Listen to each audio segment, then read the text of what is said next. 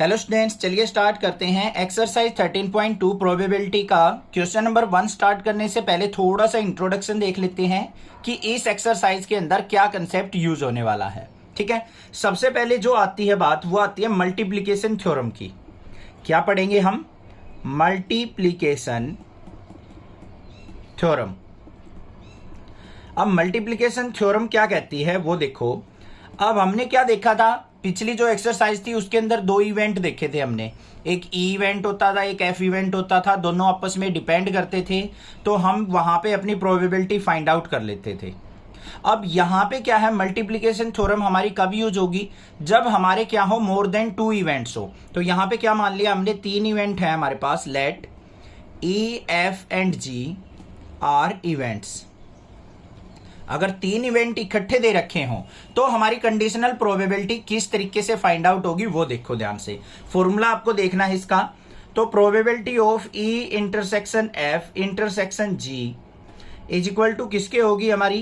Probability of E into probability of E by F और into probability of G by E F. देखो क्या है, probability of E intersection F intersection G निकालनी है हमें। तो क्या करेंगे, प्रोबेबिलिटी ऑफ ई इंटू में probability of E by F into probability of G by E F. E F की कंबाइंड प्रोबेबिलिटी के रिस्पेक्ट में जी की प्रोबेबिलिटी लेंगे। तो ये होती है हमारी मल्टीप्लिकेशन थ्योरम। उसके बाद आता है हमारा इंडिपेंडेंट इवेंट। Independent event. अब इंडिपेंडेंट के नाम से ही आपको पता चल रहा है इंडिपेंडेंट का मतलब क्या होता है। जब दो इवेंट आपस में एक दूसरे पे डिपेंड ना करे तो उस इवेंट को हम क्या कहेंगे, इंडिपेंडेंट इवेंट की कैटेगरी में यूज करेंगे। अब इंडिपेंडेंट इवेंट अगर मान लो हमें 2 इवेंट दे रखे हैं ई और एफ, तो हमें probability of E intersection F निकालनी है। तो वो किसके इक्वल होगी? Probability of E into probability of F. तो ये होती है कंडीशन हमारी इंडिपेंडेंट इवेंट की। और अगर बात करें डिपेंडेंट इवेंट, डिपेंडेंट का मतलब क्या होगा कि 2 इवेंट ई और एफ आपस में एक दूसरे पे डिपेंड कर रहे हैं, मतलब एक के अंदर चेंजेस होने से दूसरे पे इफेक्ट पड़ रहा है। तो क्या होगा हमारा, probability of E intersection F not equal to होगी probability of E into probability of F के। याद रहेगी ये चीज। लास्ट आ गई हमारे पास, क्या चीज है इसके अंदर? Mutually exclusive. Mutually exclusive. Mutually exclusive event क्या होंगे? 2 इवेंट जो बिल्कुल अलग हो एक दूसरे से। इंडिपेंडेंट में तो ये कंडीशन होगी हमारी, और म्यूचुअली एक्सक्लूसिव में क्या होगा, जो हम क्लास से 11th में वेंडर डायग्राम बनाते थे ना, तो एक इवेंट ये हो गया ई और एक इवेंट ये हो गया एफ। दोनों के बीच में 1% भी कुछ भी कॉमन ना हो, उस इवेंट को हम क्या करेंगे, म्यूचुअली एक्सक्लूसिव के अंदर काउंट करेंगे। मतलब probability of E intersection F जो है वो ऑलवेज क्या हो, नल हो, 0 हो। तो उस इवेंट को हम क्या कहेंगे, म्यूचुअली एक्सक्लूसिव इवेंट कहेंगे। समझ में आ गई बात? बेसिक चीजें पता चल गई हमारी इस एक्सरसाइज की। अब क्वेश्चन नंबर 1 पे नजर डाल लो, क्या दे रखा है हमें। प्रोबेबिलिटी ऑफ ए इवेंट दे रखी है 3/5। यहां से देखेंगे question number 1, probability of A दे रखी है हमें 3/5। प्रोबेबिलिटी ऑफ बी इवेंट दे रखी है हमें 1/5।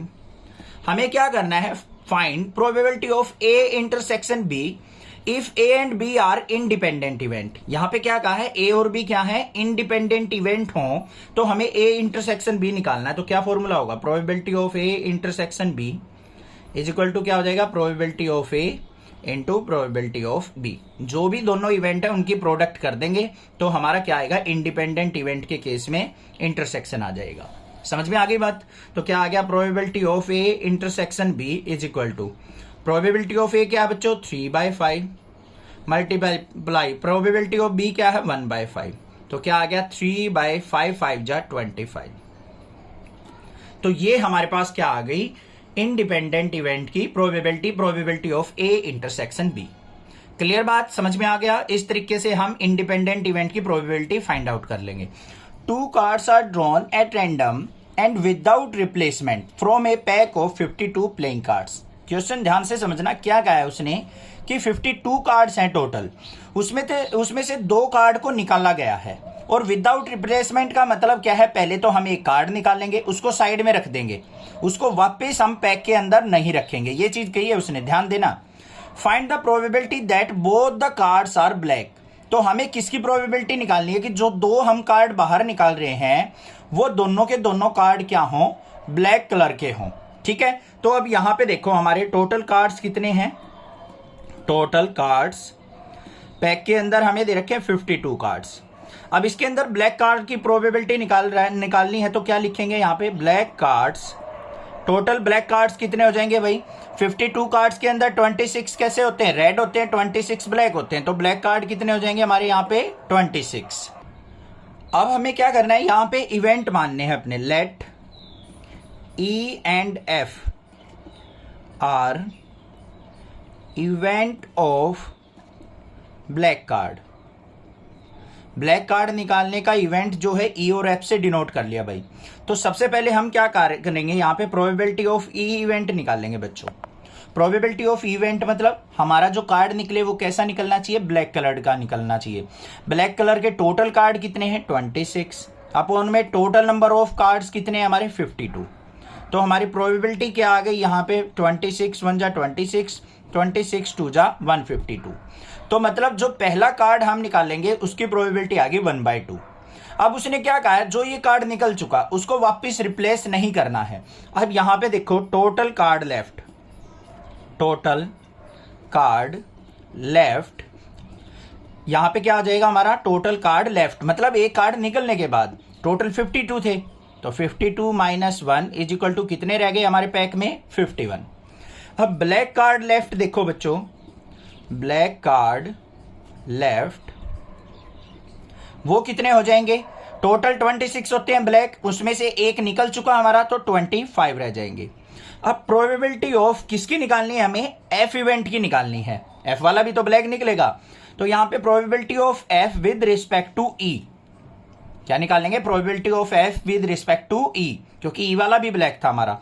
तो यहां पे क्या हो जाएगा हमारे पास, नंबर ऑफ फेवरेबल आउटकम कितने हो गए, 25, टोटल कार्ड्स कितने हैं, 51। तो ये प्रोबेबिलिटी होगी हमारी 25/51 सेकंड ब्लैक कार्ड की।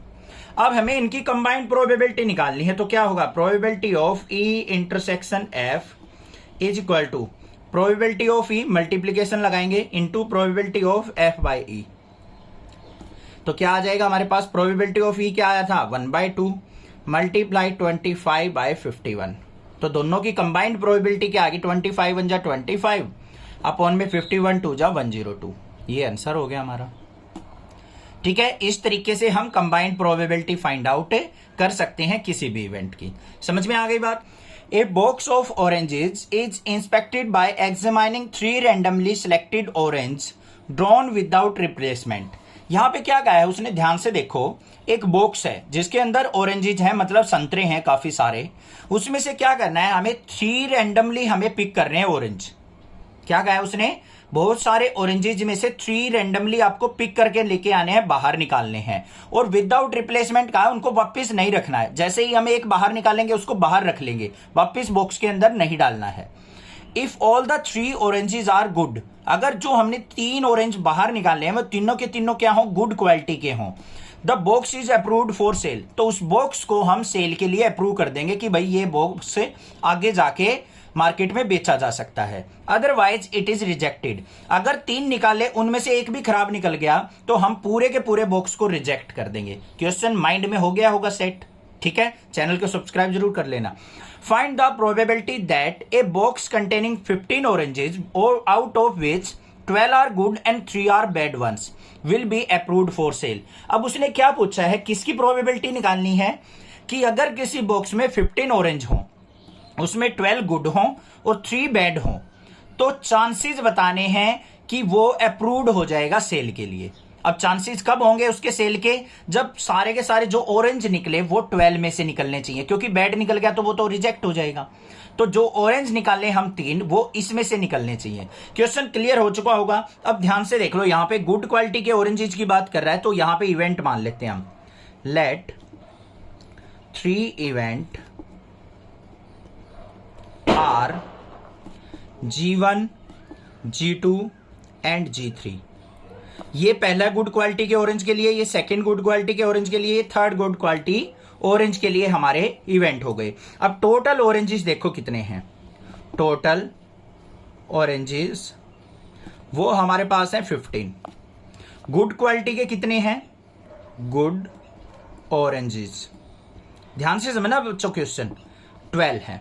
तो प्रोबेबिलिटी ऑफ G1 पहला ही हमारा गुड क्वालिटी का निकले तो उसकी प्रोबेबिलिटी क्या हो जाएगी? टोटल गुड कितने हैं हमारे पास? 12, और टोटल ऑरेंज जो पूरे के पूरे बॉक्स में से निकलेंगे 15। Favourable outcome upon total outcome, यही तो होता है। इसको कट कर लो, 3 से कट हो रहा है, 3 4 जा 12, 3 5 जा 15, 4/5 प्रोबेबिलिटी आ गई हमारी फर्स्ट वाले ऑरेंज की। अब ध्यान से देखो, अब एक ऑरेंज हमारा बाहर निकल गया। After one orange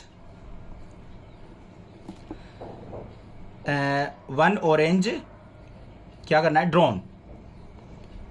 after one orange drawn, एक ऑरेंज बाहर निकलने के बाद हमारे पास जो गुड क्वालिटी के टोटल ऑरेंज कितने रह गए बच्चों? टोटल ऑरेंजेस ध्यान से समझनी है, एक बाहर निकल चुका, 15 थे उसमें, बॉक्स में कितने रह गए? 14। गुड क्वालिटी के कितने रह गए? गुड ऑरेंजेस एक अच्छी क्वालिटी का निकल चुका, पहले 12 थे, 12 थे, तो अब कितने रह गए? 11। अब हमें किसकी निकालनी है? प्रोबेबिलिटी ऑफ G2 की निकालनी है with respect to G1। G1 तो हमारा गुड निकल चुका ना, तो ये G2 की निकालनी है। जोन से की भी प्रोबेबिलिटी निकालनी है ना, उससे पिछले इवेंट को उसके बेस में लेते चले जाओ। तो यहां पे क्या हो जाएगी? टोटल अब गुड क्वालिटी के कितने बच गए? 11 अपॉन में यहां पे टोटल ऑरेंजेस कितने थे? 14, तो 11/14 प्रोबेबिलिटी आ गई। समझ में आ गई बात? आसान था। सिमिलरली हम क्या करेंगे यहां पे, अब आफ्टर सेकंड ऑरेंज ड्रॉन, अब एक और निकल चुका, अब टोटल ऑरेंज कितने रह गए? बिल्कुल स्टेप वाइज बता रहा हूं, ध्यान से समझते जाओ बस। 14 में से एक और निकल गया तो बच गए कितने? 13। और गुड वन कितने बच गए? गुड ऑरेंजेस 11 थे, 11 में से एक और जा चुका तो 10 बच गए। बॉक्स के अब टोटल बॉक्स के अंदर 13 रह चुके हैं, जिसमें से 10 जो हमारे गुड क्वालिटी के हैं। तो प्रोबेबिलिटी ऑफ थर्ड G3 किसके रिस्पेक्ट में? G1 और G2 के रिस्पेक्ट में, क्योंकि G1 और G2 इवेंट हमारे हो चुके। तो क्या हो जाएगा यहाँ पे? गुड क्वालिटी के कितने हैं? 10, और टोटल कितने हैं? 13, तो 10/13 प्रोबेबिलिटी हो गई इसकी। समझ में आ गई? अब हमें इसकी कंडीशनल कंबाइंड प्रोबेबिलिटी निकालनी है, G1 G2 G3। तो किसके इक्वल हो जाएगा? P of G1 into P of G2/G1 into probability of G3/G1 G2। इनकी कंबाइंड प्रोबेबिलिटी निकालनी है इंटरसेक्शन की। तो क्या हो जाएगी? प्रोबेबिलिटी ऑफ G1 कितनी थी बच्चों? 4/5 मल्टीप्लाई G2/G1 कितनी थी? 11/14, और G3/G1 G2 क्या थी? 10/13। सिंप्लीफाई कर दो, 5 1 जा 5, 5 2 जा 10, 2 1 जा 2, 2 7 जा 14। और कुछ कैंसिल आउट हो रहा है? नहीं। 11 4 जा क्या हो गया? 44 अपॉन में 13 7 जा 91। ये आंसर हो गया हमारा। A fair coin and a unbiased die are tossed. यहां पे क्या कहा है? एक तो कॉइन टोस किया जाता है, एक साथ में डाई को रोल किया जाता है। Let A B the event head appears on the coin. A जो इवेंट है वो कौन सा है? जिसमें हेड अपीयर होता है। B be the event 3 on the die. B ऐसा इवेंट है जिसमें डाई के ऊपर 3 आना चाहिए। हमें हेड टेल से कोई मतलब नहीं है। Check whether A and B are independent event और नॉट। हमें क्या चेक करना है कि ए और बी इंडिपेंडेंट इवेंट हैं या नहीं है। समझ में आ गई बात? क्लियर हो गया क्वेश्चन? कोई दिक्कत नहीं होनी चाहिए। अब इंडिपेंडेंट इवेंट और डिपेंडेंट इवेंट क्या होते हैं उसके लिए आप क्वेश्चन नंबर 1 देखिए, उसके अंदर मैंने इंट्रोडक्शन समझाया हुआ है। ठीक है, अब यहां पे आ जाओ। सबसे पहले अपने इवेंट के अंदर सैंपल स्पेस की बात करते हैं। सैंपल स्पेस, क्योंकि सैंपल स्पेस के बिना तो हमारा क्वेश्चन ही नहीं होगा।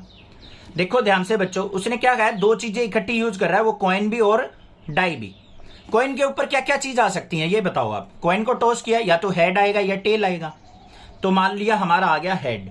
हेड आने के बाद आपको क्या करना है? एक डाई भी रोल करनी है। हेड के साथ 1 भी आ सकता है, हेड के साथ 2 भी आ सकता है, हेड के साथ 3 भी आ सकता है, हेड के साथ 4, हेड के साथ 5, हेड के साथ 6। यही हमारी सैंपल स्पेस हो सकते हैं अगर हमारे कॉइन पे हेड आता है तो। उसके बाद बात करेंगे अगर हमारे कॉइन के ऊपर आ गया भाई टेल। तो टेल के साथ क्या हो सकता है, टेल के साथ 1 भी हो सकता है, टेल के साथ 2 भी, टेल के साथ 3 भी, टेल के साथ 4 भी, टेल के साथ 5 भी और टेल के साथ 6 भी। ये हो गए हमारे पास टोटल सैंपल स्पेस। तो ये टोटल कितने हो गए हमारे पास, टोटल एलिमेंट इसके अंदर 12 हो गए, 6 और 6 से 12। बात क्लियर हो गई, इतनी कोई दिक्कत नहीं होनी चाहिए। अब उसके बाद इवेंट ए पे आ जाओ। इवेंट ए इवेंट क्या कहा है उसने बच्चों कि head appears on the coin, coin के ऊपर हेड होना चाहिए। तो ये सारे इवेंट जिसमें हेड है हमारा, तो head 1, head 2, head 3, head 4, head 5 और हेड 6। तो ये हमारे एलिमेंट हो जाएंगे किसके, इवेंट ए के। उसके बाद बात करते हैं इवेंट बी की। इवेंट बी के अंदर क्या होंगे, 3 आना चाहिए हमारा डाई पे। तो 3 कौन से पे आ रहा है, ये आ रहा है हेड 3 और कहाँ आ रहा है, टेल 3। ये 2 इवेंट ऐसे हो गए हमारे, 2 एलिमेंट जो कि हमारे बी इवेंट को सेटिस्फाई कर रहे हैं। बात क्लियर हो गई या नहीं हो गई, ये बता दो बस। अब यहाँ पे देखो हमें क्या निकालना है, इंडिपेंडेंट और डिपेंडेंट को चेक करना है। तो प्रोबेबिलिटी ऑफ ए निकाल लेंगे। क्या होगी प्रोबेबिलिटी ऑफ ए, यहाँ पे देखो फेवरेबल आउटकम कितने हैं, 6 अपॉन में टोटल आउटकम कितने थे, 12। तो 6/12 मतलब 1/2 प्रोबेबिलिटी आ गई हमारी प्रोबेबिलिटी ऑफ ए। आ गई या नहीं आ गई। फिर हम निकाल लेते हैं प्रोबेबिलिटी ऑफ बी इवेंट। कितने हैं फेवरेबल एलिमेंट, 2 अपॉन में टोटल एलिमेंट कितने थे, 12। तो 2/12 मतलब कितनी प्रोबेबिलिटी आ गई, 1/6 आ गई। अब इंडिपेंडेंट इवेंट के लिए हमें क्या चाहिए, probability of A intersection B भी चाहिए बच्चों, चाहिए या नहीं चाहिए। ए इंटरसेक्शन बी का मतलब इन दोनों में कॉमन देखो क्या है, एक ये अकेला ऐसा है जो एलिमेंट कॉमन है। तो यहाँ पे probability of A intersection B क्या हो जाएगी, कॉमन एलिमेंट 1 है और टोटल एलिमेंट 12 है, तो 1/12 हो गई। समझ में आ रही है या नहीं आ रही बात। क्लास 10th 11th में सीखी है भाई इतनी चीजें। तो दोनों का इंटरसेक्शन निकालो, A intersection B. A intersection B क्या होगा हमारा, ओनली हेड और 3, ये एक सिंगल एलिमेंट होगा। तो इसकी प्रोबेबिलिटी क्या हो जाएगी, फेवरेबल आउटकम एक एलिमेंट है, 1 टोटल आउटकम 12 है। हो गई बात। अब इंडिपेंडेंट इवेंट में क्या होता है, 4 इंडिपेंडेंट इवेंट क्या कंडीशन होनी चाहिए बच्चों हमारी, probability of A intersection B is equal to probability of A into probability of B. अगर ये कंडीशन सेटिस्फाई हो गई तो इंडिपेंडेंट इवेंट है, और नॉट इक्वल टू आ गया तो क्या हो जाएंगे, डिपेंडेंट इवेंट हो जाएंगे। तो देख लो भाई, probability of A intersection B कितनी है हमारी, 1/12 equal to probability of A 1/2 into 1/6। तो भाई क्या आ गई, 1/12 इक्वल टू 1/12, 6 2 जा 12। तो ये क्या हो जाएंगे, these are independent event, independent event.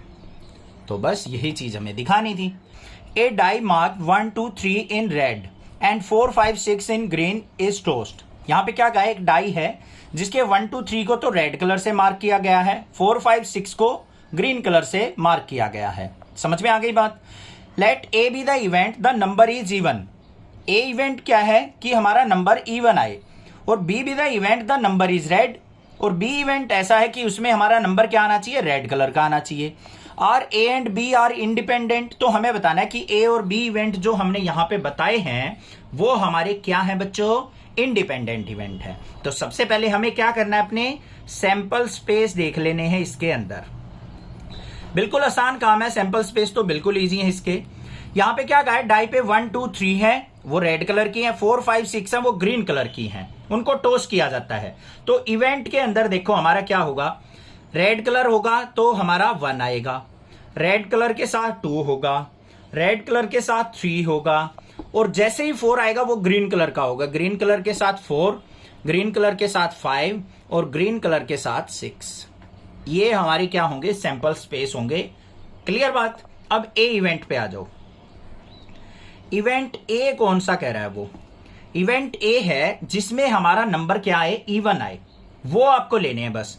तो यहां पे देख लो इवन नंबर वाले कौन से, एक तो ये है रेड कोमा 2 और ग्रीन कोमा 4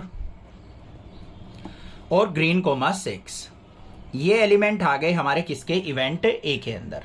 अब बात करते हैं इवेंट बी में।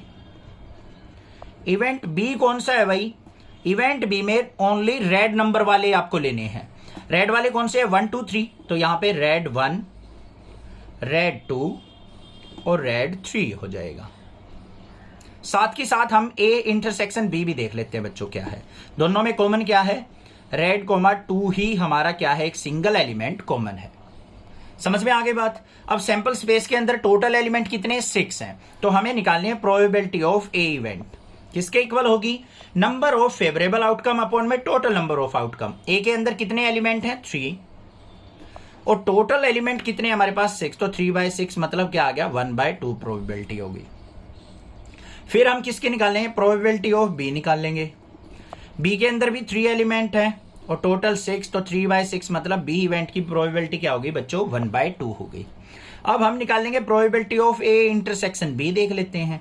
ए इंटरसेक्शन बी में 1 एलिमेंट है, टोटल एलिमेंट हमारे पास 6 थे, तो 1/6 प्रोबेबिलिटी हो गई। बात क्लियर, कोई दिक्कत नहीं है। अब इंडिपेंडेंट इवेंट के लिए क्या चेक करना है, for independent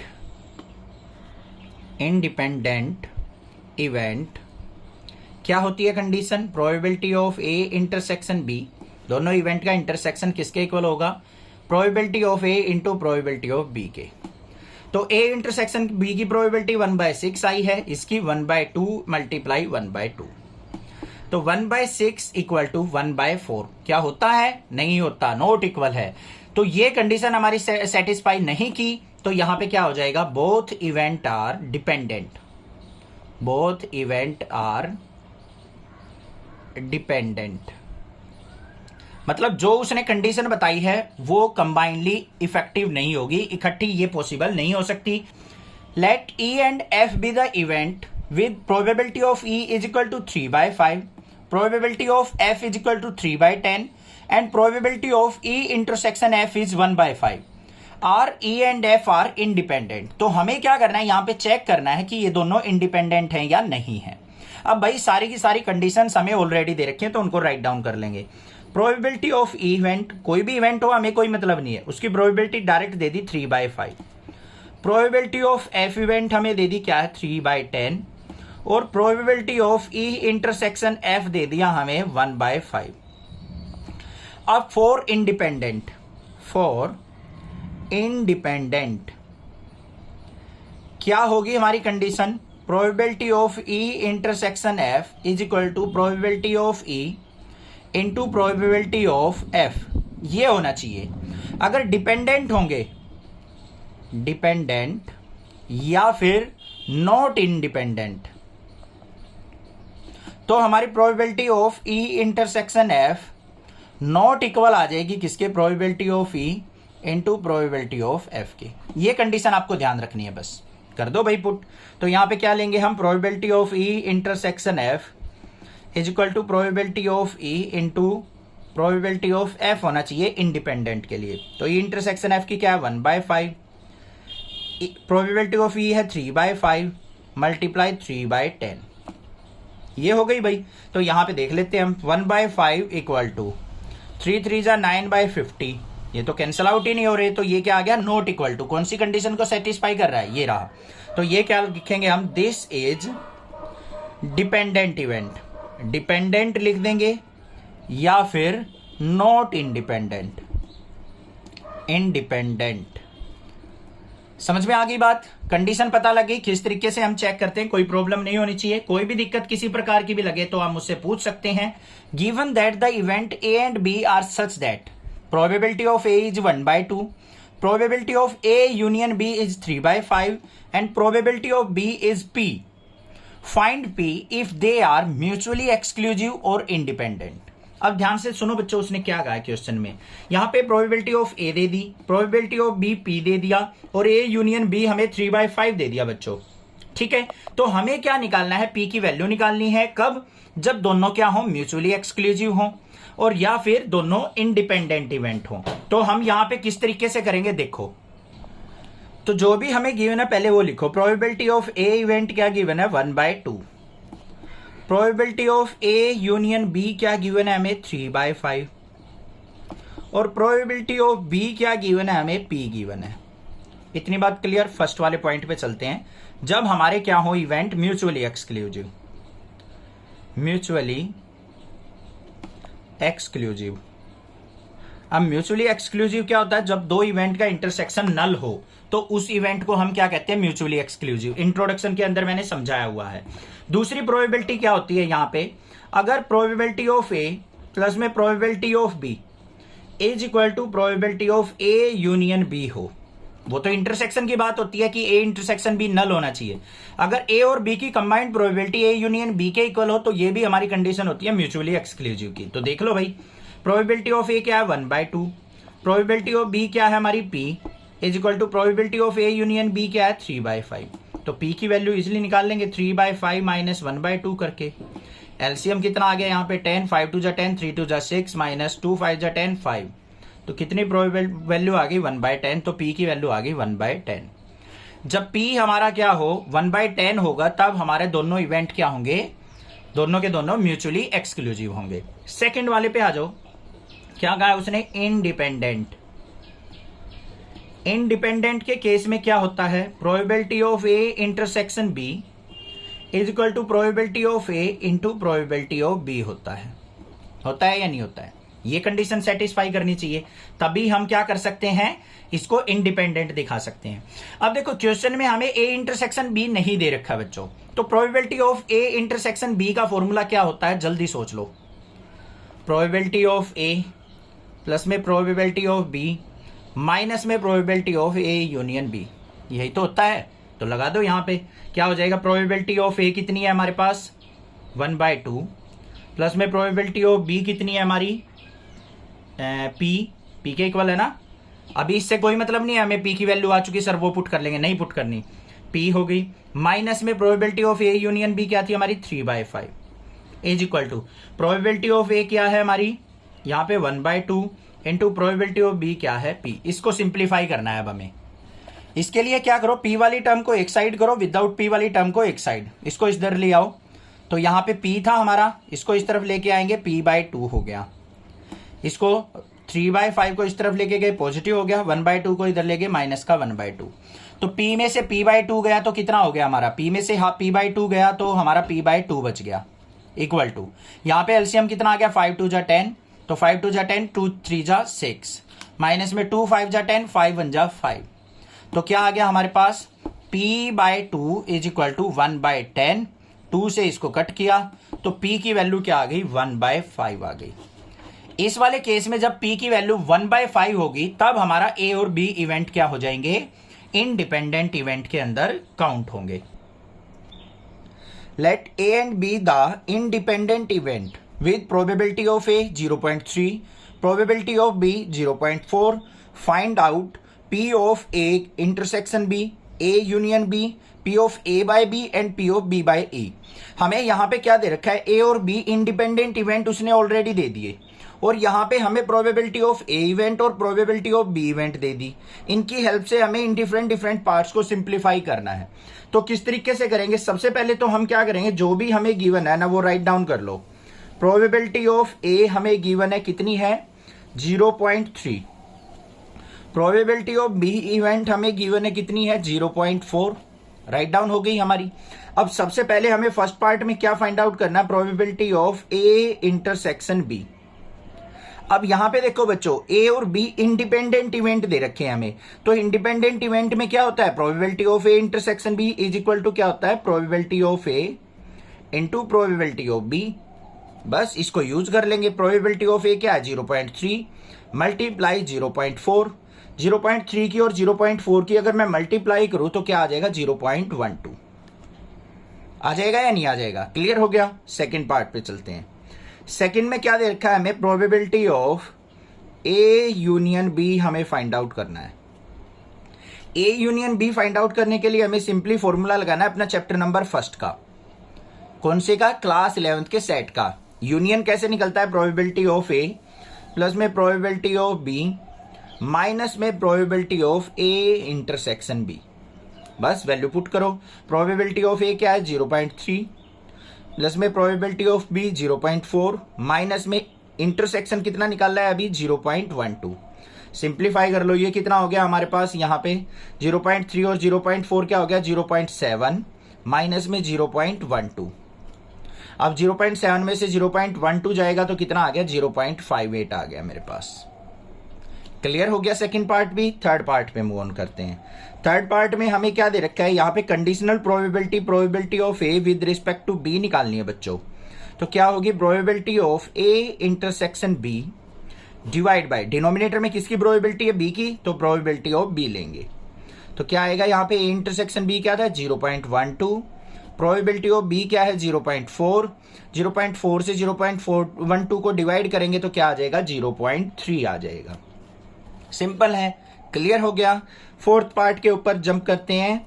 probability of B with respect to A, यहां पे भी कंडीशनल प्रोबेबिलिटी निकालनी है तो क्या होगा, probability of A intersection B divide by probability of A equal to क्या होगा, ए इंटरसेक्शन बी का मतलब क्या है, दोनों के अंदर कॉमन जो प्रोबेबिलिटी है वो कितनी है हमारे पास 0.12।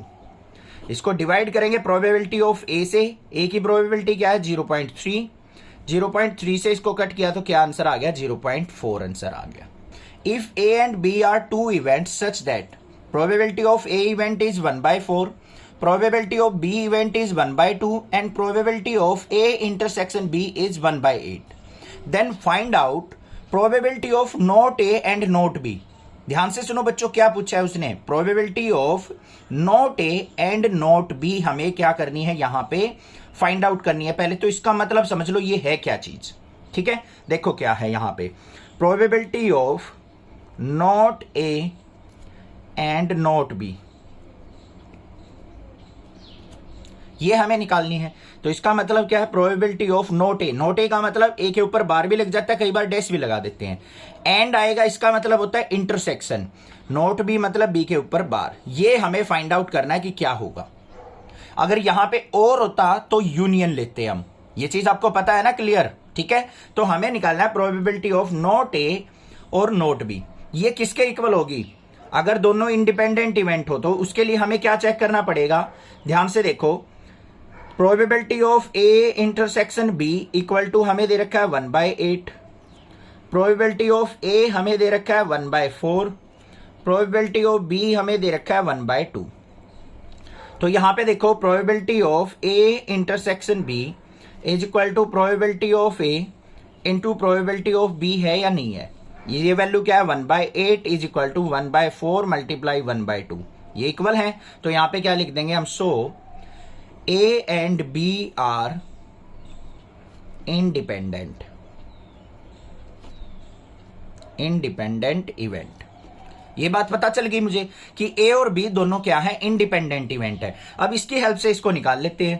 Probability of A note A intersection note B किसके इक्वल होगा, अगर इस पे मैं इंडिपेंडेंट इवेंट की प्रोबेबिलिटी निकालता हूं तो probability of note A into probability of note B, यही तो होगा अगर ये दोनों इंडिपेंडेंट थे तो इसको सिंपलीफाई कर लेंगे तो क्या होगा यहाँ पे, प्रोबेबिलिटी ऑफ नोट ए कैसे निकलेगी भाई, टोटल प्रोबेबिलिटी क्या होती है 1, नोट ए की निकालनी है, क्लास 11th में 10th में सीखी है हमने। देखो अगर मान लो कोई भी ए इवेंट की प्रोबेबिलिटी 1/3 है तो नोट ए की अगर निकालनी है तो 1 - 1/3 कर लेते हैं या नहीं, 1 में से सब्ट्रैक्ट कर लो होने की प्रोबेबिलिटी को तो नोट ए की आ जाती है। वही काम हम यहां पे करेंगे। तो यहां पे क्या हो जाएगा, 1 minus probability of A into 1 minus probability of B, बस काम खत्म। तो क्या हो गया, 1 माइनस प्रोबेबिलिटी ऑफ ए कितनी है हमारी 1/4 into 1 minus probability of B 1/2। Simplify कर लो, 1 में से 1/4 गया तो कितना आ गया बच्चों 3/4, 1 में से 1/2 गया तो कितना आ गया 1/2, तो कितना आ गया 3 1 जा 3, 4 2 जा 8, तो कितनी प्रोबेबिलिटी आ गई हमारी 3/8 आंसर हो गया। बस ये काम था, नोट ए नोट बी की आ गई। Event A and B are such that कि probability of A is equal to 1/2, probability of B is 7/12 and probability of not A और not B equal to 1/4। State whether A and B are independent. यहां पे क्या check करना है हमें कि ए और बी इवेंट जो हैं हमारे वो इंडिपेंडेंट इवेंट हैं। ध्यान से देखो हमें गिवन क्या क्या है, प्रोबेबिलिटी ऑफ ए गिवन है 1/2, प्रोबेबिलिटी ऑफ बी इवेंट हमें गिवन है 7/12 और हमें देखो क्या गिवन है, प्रोबेबिलिटी ऑफ नोट ए मतलब ए बार और दे रखा है तो इसका मतलब यूनियन बी बार, ये हमें गिवन है 1/4। ठीक है बच्चों, क्लियर हो गई बात। अब हमें क्या चेक करना है, यहां पे हमें देखना है कि हमारे जो इवेंट हैं वो ए और बी दोनों क्या है, इंडिपेंडेंट इवेंट।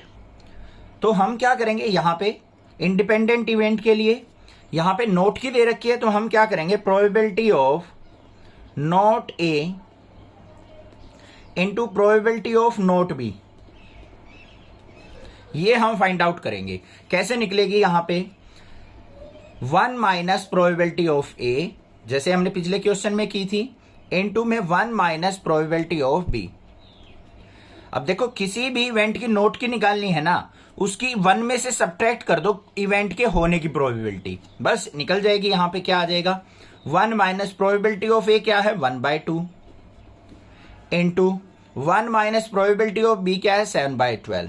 सिंप्लीफाई करो इसको, तो क्या आ गया, यहाँ पे 1 माइनस 1/2 1/2 हो गया, मल्टीप्लाई 12 1 जा 12, 12 में से 7 गया 5/12 आ गया, तो कितना आ गया यहाँ पे 5/24। ठीक है, ये प्रोबेबिलिटी आ गई हमारी नोट ए नोट बी की। अब हमें क्या चाहिए, probability of A bar intersection B bar भी चाहिए, तभी तो हम पता लगा सकते हैं इसको चेक करके कि ये इक्वल है या नहीं है। तो ये कैसे निकलेगा, प्रोबेबिलिटी ऑफ ए प्लस में प्रोबेबिलिटी ऑफ बी और माइनस में probability of not A union not B, क्योंकि यही चीज हमें गिवन है। तो यहां पे हम देखो ध्यान से, ये फॉर्मूला हमारा क्या है, प्रोबेबिलिटी ऑफ ए का है, नोट ए का लेना पड़ेगा हमें, सारे के सारे नोट हैं। तो यहां पे क्या आ जाएगा, probability of not A intersection not B equal to probability of not A क्या हो जाएगी 1/2 प्लस में नोट बी क्या हो जाएगी 5/12 माइनस में यूनियन कितनी दे रखी है 1/4। इसको सिंप्लीफाई कर लो, एलसीएम आ गया 12, 2 6 जा 12, 6 1 जा 6, ये 5 माइनस में 4 3 जा 12 3, 6 और 5 11 में से 3 गया 8/12। तो यहाँ पे क्या आ गया मेरे पास 4 2 जा 8, 4 3 जा 12। तो क्या आई बच्चों यहाँ पे 2/3। यहाँ पे हमारी नोट ए नोट बी की प्रोडक्ट क्या आई थी 5/24। ये नोट इक्वल हो गया, तो यहाँ पे क्या लिख देंगे, probability of A intersection not B equal to, मतलब not equal to probability of not A into probability of not B. So A and B are not independent.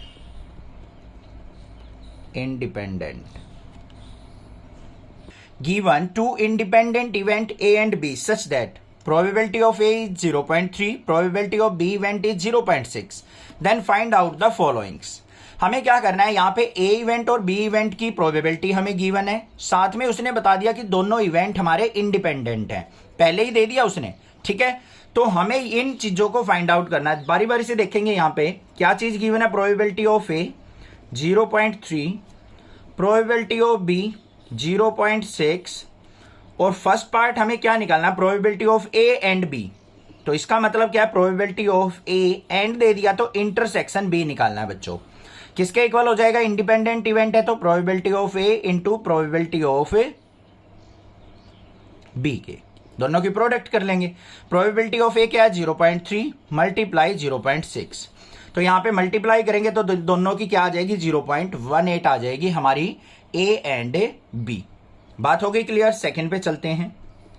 यहां पे क्या कहा है, probability of A not B कहा है, and they रखा है तो इंटरसेक्शन नोट बी का मतलब बी के ऊपर बार, ये दे रखा है बच्चों। तो इसका मतलब देखो क्या होगा, प्रोबेबिलिटी ऑफ ए इनटू यहां पे क्या आना चाहिए, प्रोबेबिलिटी ऑफ नोट बी। तो नोट बी कैसे निकलेगा हमारा, लिख देंगे प्रोबेबिलिटी ऑफ नोट बी, ये इसके इक्वल होना चाहिए हमारा। तो इसको सिंप्लीफाई करो, probability of A into probability of not B निकालनी है तो 1 माइनस प्रोबेबिलिटी ऑफ बी कर लेंगे हम।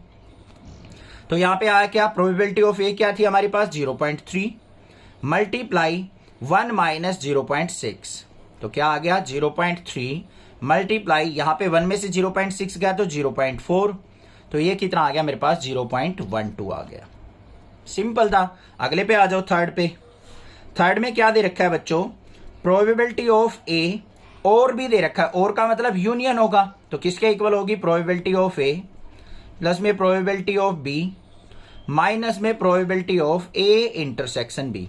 फॉर्मूला यूज कर लेंगे तो देखते हैं क्या आता है, प्रोबेबिलिटी ऑफ ए 0.3 प्लस में 0.6 माइनस में ए इंटरसेक्शन बी कितना आया था 0.18, यहाँ पे कितना आ गया 0.9 माइनस में 0.18, इसको सब्ट्रैक्ट करेंगे तो कितना आ गया 0.72। बिल्कुल इजी था, कोई दिक्कत नहीं है सर। फोर्थ पार्ट पे और चलते हैं। यहां पे क्या कहा है, probability of neither A nor be. ध्यान से सुनो बच्चों, क्या कहा है उसने, probability of neither A nor be. इसका मतलब ना तो ए होना चाहिए ना बी होना चाहिए। बिल्कुल सिंपल है, क्या करेंगे 1 माइनस प्रोबेबिलिटी ऑफ ए और बी सब्ट्रैक्ट कर देंगे।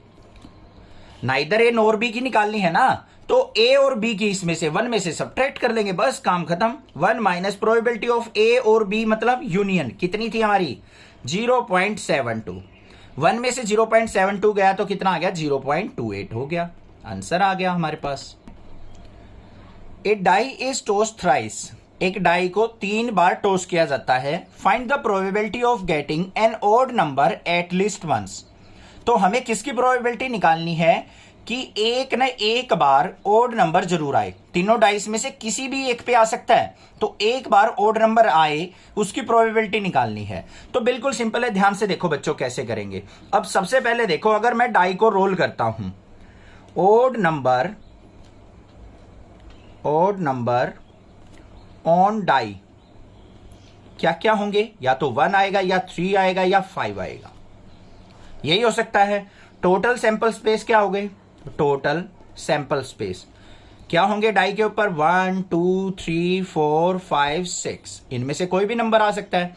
बट ओड नंबर की निकालनी है तो प्रोबेबिलिटी ऑफ ओड नंबर क्या होगी, नंबर ऑफ फेवरेबल आउटकम 3 है और टोटल कितने हैं हमारे 6, तो क्या प्रोबेबिलिटी होगी 1/2 प्रोबेबिलिटी होगी किसकी, ओड नंबर की।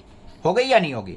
सिमिलरली हम प्रोबेबिलिटी ऑफ इवन नंबर निकालें तो इवन नंबर की भी क्या होगी 3/6 मतलब क्या होगी 1/2 होगी। बात क्लियर, कोई दिक्कत नहीं होनी चाहिए। अब देखो उसने क्या कहा है, डाई को 3 टाइम्स टोस्ट किया है, तो probability of getting even number 3 time क्या हो जाएगी, पहली बार टोस्ट किया 1/2 प्रोबेबिलिटी, दूसरी बार किया 1/2, तीसरी बार किया 1/2, प्रोडक्ट रूल से कितनी आ गई 1/8 आ गई। किसकी आ गई, ये इवन नंबर आने की प्रोबेबिलिटी आ गई हमारे पास। अब हमें किसकी निकालनी है यहां पे, एटलीस्ट ओड नंबर की, तो प्रोबेबिलिटी ऑफ ओड नंबर की क्या हो जाएगी कंबाइंड। ये इवन नंबर की है, इसको क्या करेंगे 1 में से सब्ट्रैक्ट कर दो, किसकी आ जाएगी ओड की, तो 1 माइनस 1/8, तो यहां पे कितना आ गया 8 एलसीएम आ गया, तो 8 माइनस 1 मतलब क्या आ गया 7/8 प्रोबेबिलिटी हो गई हमारी किसकी, एट लीस्ट 1, कम से कम एक बार ओड नंबर आने की प्रोबेबिलिटी 7/8 होगी। समझ में आ गई बात, क्लियर है। इवन नंबर की हमने फाइंड आउट कर ली तीनों बार में, और उसके बाद उसको 1 में से सब्ट्रैक्ट कर लिया, तो वो किसकी आ गई हमारी probability of at least 1 odd number की। 2 balls are drawn at random with replacement from a box containing 10 black ball and 8 red balls। यहाँ पे क्वेश्चन में क्या कहा है, हमें क्या करना है 2 balls को ड्रॉन करना है, मतलब बाहर निकालना है, with replacement निकाल के उसकी प्रोबेबिलिटी देखनी है और फिर वापस उनको बॉक्स के अंदर रख देना है। बॉक्स के अंदर कितनी बॉल्स हैं, 10 तो ब्लैक बॉल है, 8 रेड बॉल है, तो टोटल बॉल्स कितनी होगी 18 बॉल्स हो गई हमारे पास। Find the probability that both balls are red, first ball is black and second is red and one of them is black and other is red। तो यहां पे कंडीशनल प्रोबेबिलिटी हमारी बनती है, तो किस तरीके से हम इस क्वेश्चन को सिंप्लीफाई करेंगे वो देख लो। सबसे पहले हम क्या करेंगे, प्रोबेबिलिटी ऑफ ब्लैक बॉल निकाल लेंगे, प्रोबेबिलिटी ऑफ रेड बॉल निकाल लेंगे, उसके बाद हम यहां पे अपनी स्टेटमेंट के अकॉर्डिंग क्वेश्चन सिंप्लीफाई करेंगे। तो सबसे पहले देखो यहां पे क्या है, रेड बॉल्स और ब्लैक बॉल्स, तो लिखेंगे ब्लैक बॉल्स इन बॉक्स कितनी है 10, रेड बॉल्स कितनी है, रेड बॉल्स इन बॉक्स वो है हमारे पास 8, 10 और 8 है, क्लियर हो गया। उसके बाद क्या कहा है उसने, यहां पे प्रोबेबिलिटी निकालनी है हमें, पहले रेड और ब्लैक की दोनों की निकाल लेंगे, तो टोटल बॉल्स देख लो कितनी हो गई, टोटल बॉल्स इन बॉक्स क्या होगी 10 + 8 = 18। अब सबसे पहले हम निकाल लेते हैं प्रोबेबिलिटी ऑफ ब्लैक बॉल, इसको बी से डिनोट कर लेते हैं। तो क्या होगा, number of favourable outcome upon total number of outcome.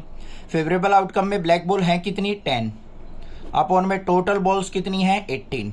ये हो गया, 2 से डिवाइड करो, 2 5 जा 10, 2 9 जा 18, तो 5/9 प्रोबेबिलिटी होगी हमारी किसकी, ब्लैक बॉल की। फिर हम प्रोबेबिलिटी ऑफ रेड बॉल निकाल लेते हैं। रेड बॉल देखो कितनी है 8, टोटल कितनी बॉल्स में से निकलेंगी 18 में से, 2 से डिवाइड करो, 2 4 जा 8, 2 9 जा 18, 4/9 प्रोबेबिलिटी होगी हमारी किसकी, रेड बॉल की। यहां तक क्लियर है, कोई दिक्कत नहीं होगी, बिल्कुल सिंपल था। फर्स्ट पार्ट पे आ जाओ, क्या है, बोथ बॉल्स आर रेड।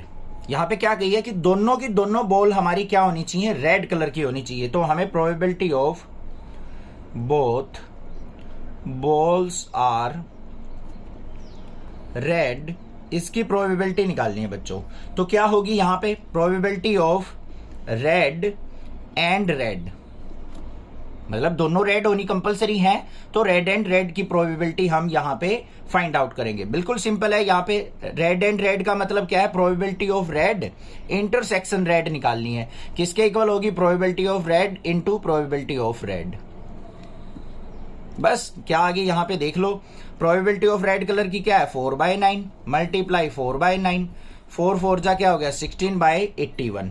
ये प्रोबेबिलिटी आ गई हमारी, दोनों बॉल क्या होंगी, रेड कलर की होंगी। उसके बाद सेकंड पे आ जाओ, क्या कहा है उसने, प्रोबेबिलिटी ऑफ फर्स्ट बॉल जो है वो क्या होनी चाहिए, ब्लैक, एंड सेकंड जो है सेकंड रेड होनी चाहिए।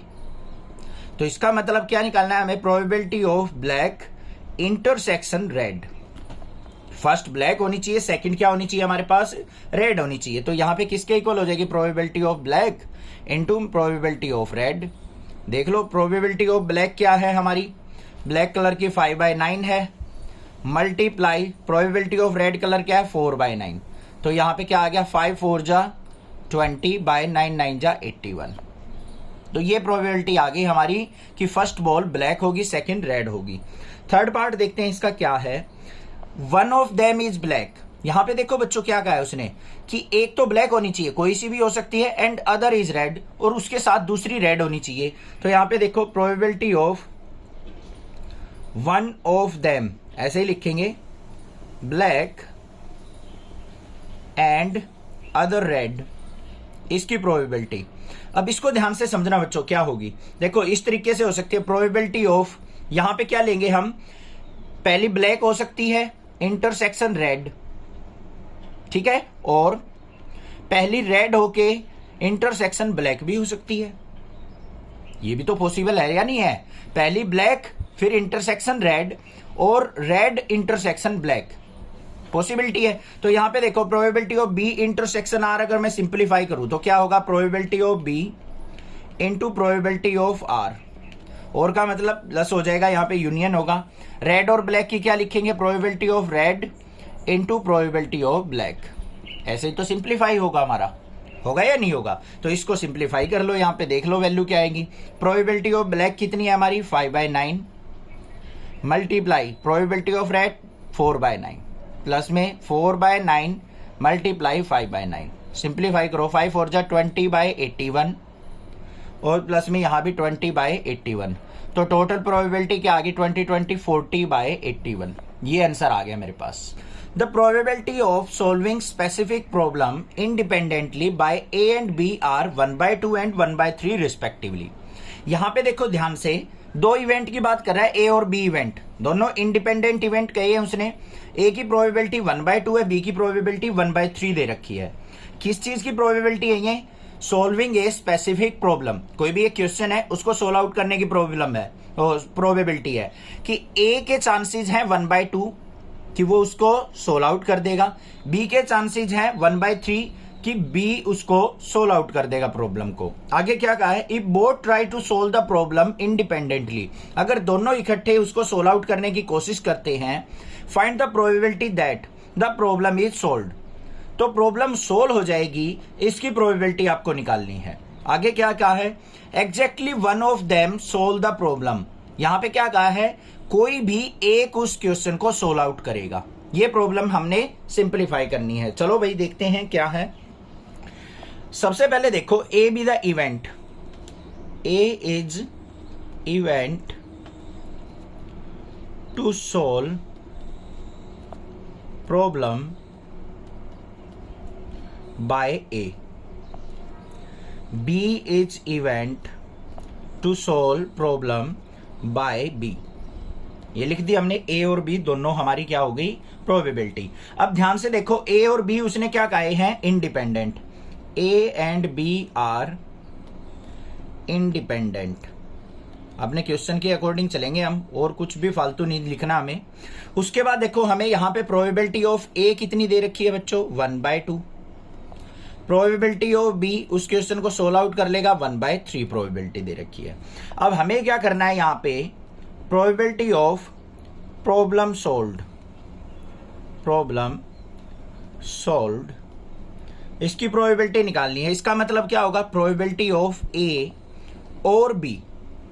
ए और बी का मतलब या तो उसको ए सोल्व आउट करेगा या उसको बी सोल्व आउट करेगा। दोनों की कंबाइंड प्रोबेबिलिटी देख लेंगे। इंटरसेक्शन नहीं देखना हमें, कि कॉमन देखना है कि कौन ज्यादा सोल्व कर रहा है, ज्यादा सोल्व करने के चांसेस किसके हैं, उसमें इंटरसेक्शन निकलता है। अब दोनों को कंबाइंडली बोला है उसने, तो ए और बी निकलेगा। मतलब probability of A union B किसके इक्वल होगी हमारी बच्चों, प्रोबेबिलिटी ऑफ ए प्लस में प्रोबेबिलिटी ऑफ बी और माइनस में probability of A intersection B. यही तो फॉर्मूला होता है, इसको सिंप्लीफाई कर लो। प्रोबेबिलिटी ऑफ ए क्या है, 1/2 प्लस में प्रोबेबिलिटी ऑफ बी 1/3 माइनस में ए इंटरसेक्शन बी का नहीं पता, तो ये किसके इक्वल होती है हमारी, इंडिपेंडेंट इवेंट में probability of A into probability of B. यही तो इंडिपेंडेंट इवेंट होता है, तो यहां पे यूज कर लेंगे। ए की प्रोबेबिलिटी 1/2 इंटू 1/3। सिंप्लीफाई करो क्या आएगी, 1/2 प्लस 1/3 कितना हो गया यहाँ पे, अभी इसको ऐसे ही रखो, 1/2 प्लस 1/3 माइनस में 1/2 3 जा 6। अब इसका एलसीएम ले लो, 6 आ गया, 2 3 जा 6, 3 प्लस में 2 माइनस 1, 3 2 5 में से 1 गया, 4/6। 4/6 को क्या लिख सकते हैं हम, 2/3 लिख सकते हैं। ये आंसर हो गया हमारा। बात क्लियर या नहीं है, समझ में आ गई। सेकंड पार्ट पे चलो। सेकंड पार्ट के अंदर क्या कहा है उसने, exactly one of them solve the problem. अब देखो उसने क्या कहा है, ध्यान से सुनो, exactly one of them solve the problem, कि कोई भी एक उसमें से क्या करे, प्रॉब्लम को सोल्व आउट कर दे। तो उसके लिए हमें क्या करनी पड़ेगी, ध्यान से देखो क्वेश्चन को क्या कैसे करेंगे। लिखेंगे क्या यहां पे, probability of exactly one of them solve, इसकी प्रोबेबिलिटी निकालनी है। तो क्या हो जाएगी बच्चों, probability of A union B, दोनों की कंबाइंड प्रोबेबिलिटी में से हम क्या निकाल देंगे, प्रोबेबिलिटी ऑफ, ये पी कैसा बन गया, probability of A and B intersection B. Union में से अगर इंटरसेक्शन निकाल दे तो एग्जैक्टली 1 की प्रोबेबिलिटी रह जाएगी हमारे पास सोल्व आउट करने की। देखो कैसे, ध्यान नहीं आया होगा, समझ में नहीं आया होगा, क्योंकि क्लास 11th में सर अच्छे से नहीं पढ़ा था, इसलिए नहीं आ रहा। ये देखो वेन डायग्राम, एक ये मान लो ए की प्रोबेबिलिटी है सोल्व आउट करने की बच्चों, ये है बी की प्रोबेबिलिटी। अगर मैं ए यूनियन बी की बात करूं तो ए यूनियन बी में ये पूरा आ जाएगा, दोनों सर्कल कवर हो जाएंगे, होंगे या नहीं होंगे। तो ये पूरे सर्कल देखो, ये ऐसे वाले, ये पूरे सर्कल किसको शो करेंगे, ए यूनियन बी को करेंगे या नहीं करेंगे। इसमें से अगर ये वाला पोर्शन मैं सब्ट्रैक्ट कर दूं, ये कॉमन वाला है, कॉमन वाला मतलब इसको ए भी सोल्व कर रहा है, बी भी सोल्व कर रहा है, इसको अगर मैं हटा दूं यूनियन में से, सारे में से इंटरसेक्शन वाले को सब्ट्रैक्ट कर दूं, तो ये वाइट बच जाएगा, ये वाइट बच जाएगा। ये किसकी है एबिलिटी, ए को सोल्व करने की, ये बी को। अलग अलग प्रोबेबिलिटी आ जाएगी या नहीं आ जाएगी, दोनों की कंबाइंड प्रोबेबिलिटी हट जाएगी। अब आ गया होगा समझ में, है खुश हो रहे हो, चैनल को सब्सक्राइब जरूर कर देना। चलो भाई देखो, ए यूनियन बी दोनों की इकट्ठा सोल्व करने की कितनी थी, अभी निकाली थी हमने 2/3। माइनस कर देंगे ये बीच वाली, जिस प्रोबेबिलिटी पे दोनों सोल्व आउट कर रहे हैं उसको हम घटा देंगे, तो अकेले अकेले की बच जाएगी ए और बी की। तो क्या आएगी यहाँ पे, probability of A intersection B का मतलब क्या हो जाएगा, probability of A into probability of B.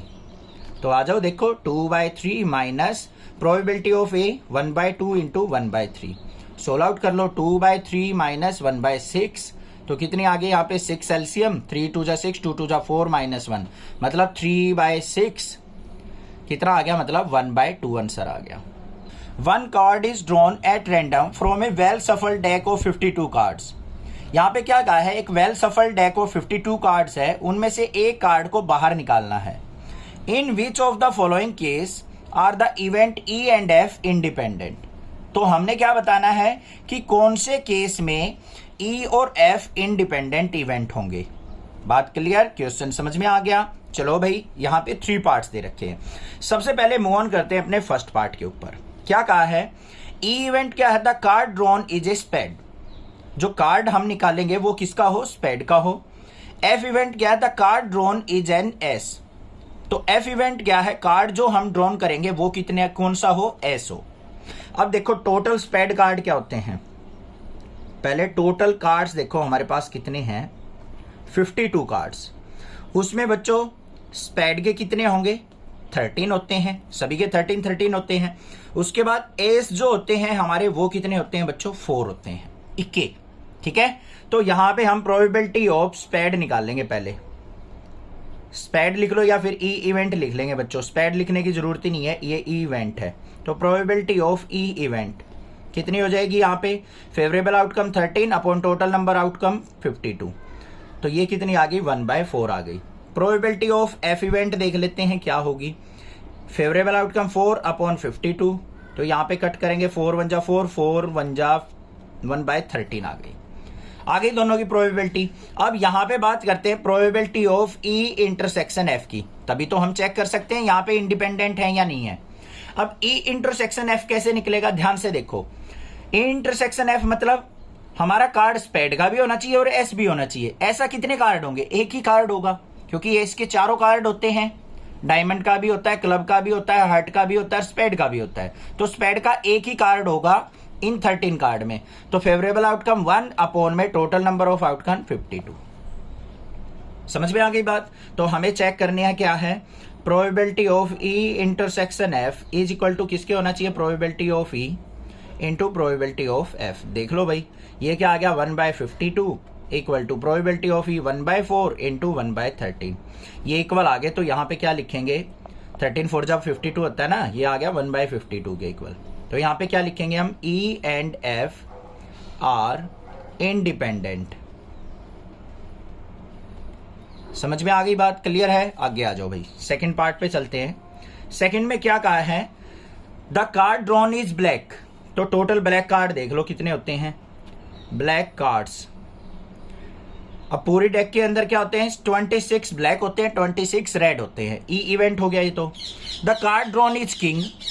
तो किंग कितने होते हैं भाई, टोटल 4 होते हैं। तो प्रोबेबिलिटी ऑफ ई इवेंट कितनी हो जाएगी, 26 बाय टोटल कार्ड 52, मतलब आ गई 1/2। किंग की probability of F event is equal to क्या होगी, 4/52, मतलब आ गई 1/13। अब probability of E intersection F और देख लो, मतलब कार्ड हमारा ब्लैक भी होना चाहिए और किंग का भी होना चाहिए। अब कार्ड हमारे ब्लैक के कौन कौन से होते हैं वो चीज देख लो, 2 होंगे, तो 2 किंग होंगे हमारे ब्लैक के अंदर। 26 कार्ड्स के अंदर क्या हो जाएंगे, 2 हो जाएंगे। तो यहाँ पे क्या हो जाएगा हमारा 2/52, मतलब कितनी आ गई यहाँ पे 1/26। अब देख लो यहाँ पे probability of E intersection F is equal to probability of E into probability of F. ये तो पता होगा ना, ब्लैक वाले कितने होते हैं हमारे कार्ड, किंग 2/52 कर दी। तो यहाँ पे देखो ये क्या है, 1/26 इक्वल टू ये 1/2 इंटू 1/13। ये भी इक्वल आ गया, 1/26 इक्वल टू 1/26। तो क्या हो जाएगा, ई एंड एफ आर इंडिपेंडेंट। बात क्लियर, कोई दिक्कत नहीं है। नेक्स्ट देखते हैं। थर्ड पार्ट में क्या कहा है बच्चों, देखो ध्यान से। ई इवेंट क्या, the card drawn is a king और क्वीन। कार्ड जो ड्रॉन करना है वो किंग भी हो सकता है और क्वीन भी हो सकता है। तो टोटल किंग और क्वीन कितने हो गए, टोटल किंग और क्वीन कितने हो जाएंगे बच्चों हमारे पास, ध्यान से देखो। टोटल किंग कितने होते हैं, 4 प्लस 4 मतलब कितने हो गए 8 हो गए। एफ इवेंट क्या है, the card drawn is queen और जैक। एफ इवेंट कैसा है भाई, इसके अंदर क्या है, कार्ड जो है क्वीन और जैक है, तो टोटल क्वीन और जैक कितने हो जाएंगे, टोटल क्वीन एंड जैक वो भी क्या होंगे 4 + 4 मतलब क्या हो गया 4 और 4 8 हो गए। ये पार्ट बड़ा अच्छा है, ध्यान से देखना, ये थर्ड वाला पार्ट, ठीक है। अब यहां पे प्रोबेबिलिटी देखते हैं हम, प्रोबेबिलिटी ऑफ किंग और क्वीन की, ई इवेंट की प्रोबेबिलिटी, तो कितने हो गए टोटल कार्ड्स 8/52 करेंगे, तो यहां पे कितना आ गया 2/13 आ गया। ऐसे ही प्रोबेबिलिटी ऑफ एफ, ये एफ इवेंट, इसके अंदर भी टोटल कार्ड्स 8 है, 8/52 करेंगे, तो ये कितना आ गया 2/13 आ गया। बात समझ में आ गई या नहीं आ गई। अब बात करते हैं P of probability of E intersection F. इसमें और इसमें इंटरसेक्शन देखो बच्चों क्या है, इसमें 4 क्वीन है, इसमें भी 4 क्वीन है, तो वो कॉमन आ जाएंगी, तो टोटल कार्ड्स कॉमन कितने हुए 4, तो 4/52 मतलब कितनी आ गई 1/13 प्रोबेबिलिटी हो गई इंटरसेक्शन की। समझ में आ गई या नहीं आ गई। देखो इसके अंदर कितनी क्वीन थी 4, इसमें भी कितनी क्वीन है 4, इसमें किंग था, इसमें जैक है, किंग और जैक तो हमारे कॉमन नहीं है, क्वीन कॉमन है, तो 4/52 ये प्रोबेबिलिटी होगी। चेक कर लो, probability of E intersection F is equal to probability of E into probability of F. तो क्या हो गया यहाँ पे probability of E intersection F 1/13 equal to probability of E कितनी होगी बच्चों 2/13 इंटू 2/13, तो ये हमारी क्या आ गई नॉट इक्वल टू, तो यहाँ पे लिख देंगे so E and F are not independent. समझ में आ गया ना क्वेश्चन, क्लियर है। In a hostel 60% of students read Hindi newspaper. अब परसेंटेज देख के डरना नहीं है, बिल्कुल सिंपल क्वेश्चन है, चिंता ना करो, मैं आपके साथ बैठा हूं। 60% स्टूडेंट क्या कहा है हिंदी न्यूज़पेपर को रीड करते हैं किसी हॉस्टल में, 40% ऐसे बच्चे हैं जो इंग्लिश न्यूज़पेपर को रीड करते हैं, और 20% ऐसे बच्चे हैं जो दोनों न्यूज़पेपर को पसंद करते हैं पढ़ना। A student is selected and random, hostel में से कोई भी एक बच्चा पिक कर लिया रैंडमली, उसके बाद हमें इन 3 क्वेश्चंस के आंसर देने हैं। तो हमें कुछ नहीं करना, सबसे पहले अपनी प्रोबेबिलिटी देख लेते हैं हम।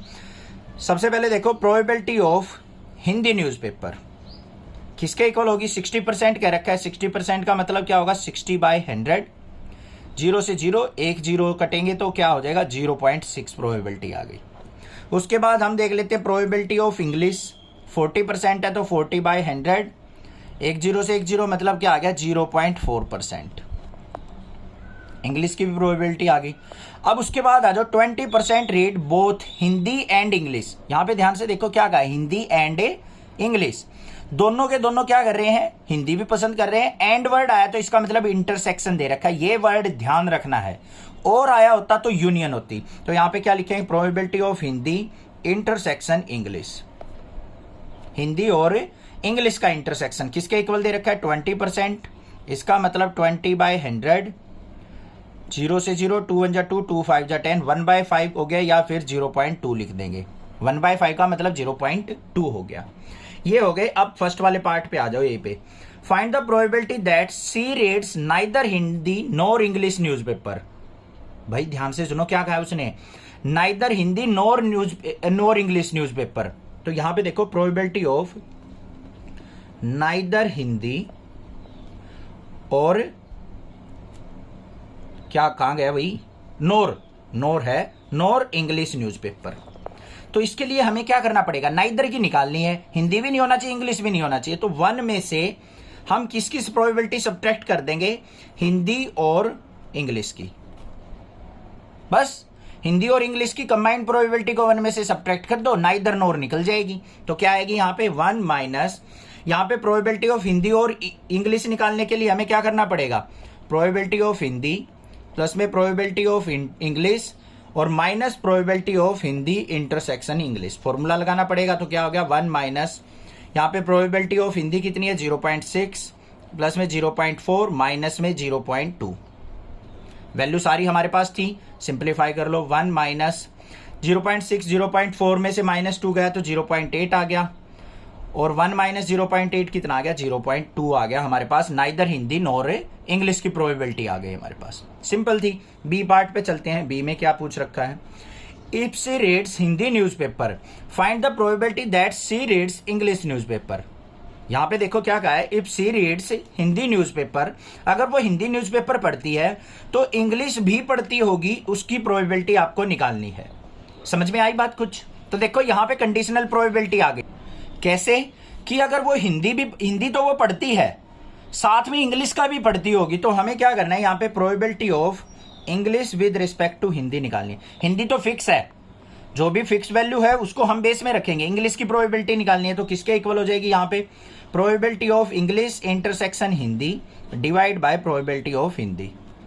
ई इंटरसेक्शन एच क्या था हमारे पास 0.2, हिंदी प्रोबेबिलिटी 0.6, पॉइंट से पॉइंट कट गया, 2 1 जा 2, 2 3 जा 6, तो 1/3 प्रोबेबिलिटी हो गई हमारी इंग्लिश बाय हिंदी की, कि इंग्लिश का भी पढ़ती होगी। ऐसे भी तो कुछ बच्चे हैं जो दोनों पढ़ते हैं, तो हिंदी पढ़ती है साथ में इंग्लिश भी पढ़ती होगी, तो उसकी प्रोबेबिलिटी 1/3 हो गई हमारी। सी पार्ट देखते हैं क्या है, if C reads English newspaper, अगर वो इंग्लिश का पढ़ती है तो प्रोबेबिलिटी बतानी है कि हमें हिंदी का भी पढ़ती होगी। तो अब क्या निकलेगी, अब यहाँ पे इंग्लिश का पढ़ती है, हिंदी की निकालनी है, हिंदी की निकालनी है तो एच ऊपर, इंग्लिश की हमारे पास है तो ई, तो यहाँ पे क्या आ जाएगा, probability of H intersection E upon में प्रोबेबिलिटी ऑफ ई। तो क्या हो गया, एच इंटरसेक्शन ई कितना हो गया हमारे पास 20%, मतलब 0.2 अपॉन में प्रोबेबिलिटी ऑफ इंग्लिश क्या हो गया 0.4 हो गया।